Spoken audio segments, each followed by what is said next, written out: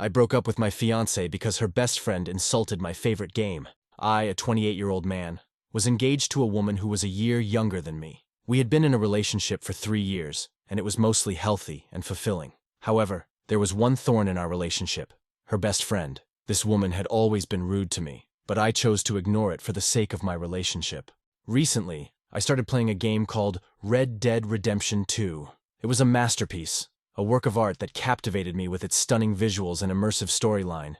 It quickly became my favorite game, and I spent many hours exploring its vast, open world. One day, my fiancée suggested that we meet up with her best friend at a restaurant. I agreed, despite my reservations about her friend. As we sat down at the restaurant, her friend began to make fun of me. She did this in front of everyone, drawing the attention of the entire restaurant to our table.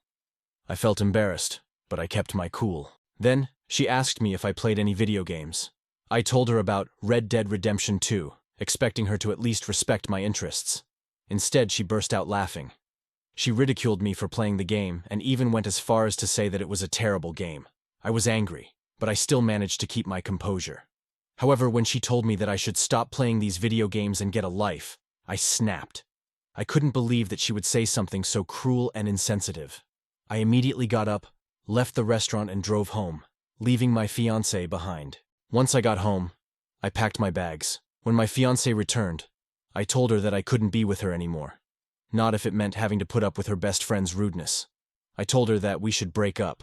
To this day, I don't regret my decision. I feel much freer without her in my life.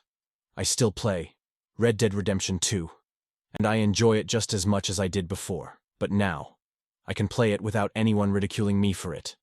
It's a small victory, but it's a victory nonetheless. And in the end, that's all that matters.